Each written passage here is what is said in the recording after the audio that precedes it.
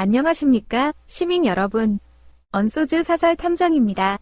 오늘 함께 읽어볼 텍스트는 2026년 6월 2일자 중앙일보 사설, 대통령의 SNS, 정제된 메시지 내야 오해도 없다입니다.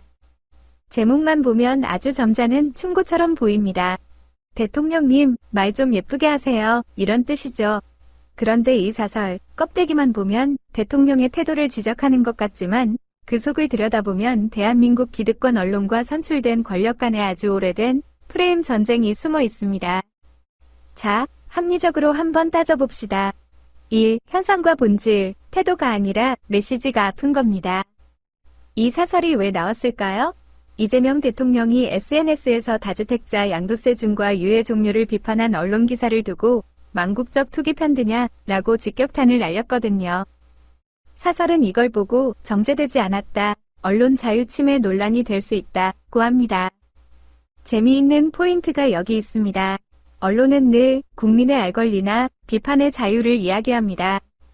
그런데 막상 자신들의 보도가 투기 세력의 이익을 대변한다는 본질적인 비판을 받으면 팩트로 반박하는 게 아니라 대통령이 말이 너무 거칠다며 메신저를 공격하는 태도를 취합니다. 본질은 대통령의 거친 입이 아니라 정부의 부동산 정상화 정책을 날벼락이나 징벌적 과세로 포장해서 공격하는 언론의 프레임입니다. 대통령이 그 프레임을 직접 깨부수려고 하니까 언론 입장에서는 그게 아픈 겁니다.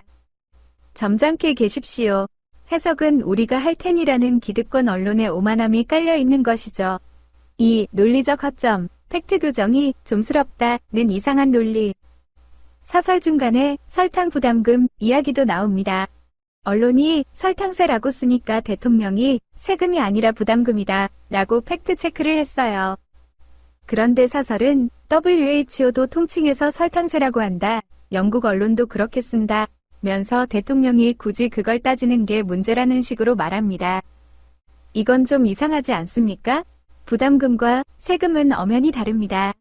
언론이 굳이 세금이라는 단어를 쓰는 의도가 뭡니까? 국민들에게 정부가 또 세금 뜯어간다는 조세 저항 심리를 자극하려는 의도, 합리적으로 의심해 볼 수 있거든요. 대통령이 오해를 막기 위해 정확한 용어를 쓰자고 한 것을 두고 의도하지 않은 방향으로 논의가 전개된다고 탓하는 건 원인 제공자인 언론이 할 말은 아닙니다. 3. 역사적, 사회적 맥락, 노무현의 데자뷰와 달라진 미디어 환경. 저는 이 사설을 보면서 고 노무현 전 대통령이 떠올랐습니다. 그때도 조중동은 대통령의 말버릇, 품격을 문제 삼아 본질적인 개혁 의제를 덮어버리곤 했죠. 대통령 못 해먹겠다는 말을 맥락 다 자르고 대서특필했던 기억 다들 나실 겁니다. 하지만 지금은 2026년입니다. 미디어 환경이 바뀌었습니다. 과거엔 언론이 필터링한 정보만 국민에게 도달했지만 지금은 대통령이 SNS로 국민과 직접 소통합니다. 언론은 그 중개 권력이 사라지는 게 두려운 겁니다. 그래서 자꾸 SNS 좀 그만하라고 훈수를 두는 것이죠. 마무리. 그럼에도 불구하고 대통령께 드리는 고언.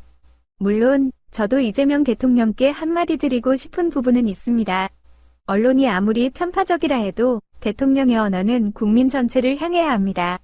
저급한 사익 추구 집단 같은 표현은 시원하긴 하지만 반대편에 있는 국민들의 마음을 닫게 만들 수도 있거든요.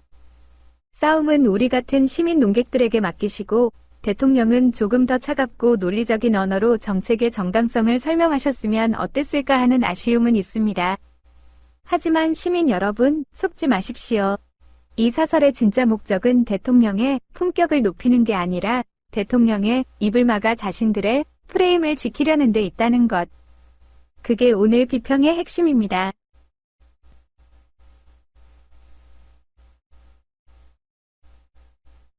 구독과 좋아요는 진실을 찾는 큰 힘이 됩니다. 다음 시간에 뵙겠습니다.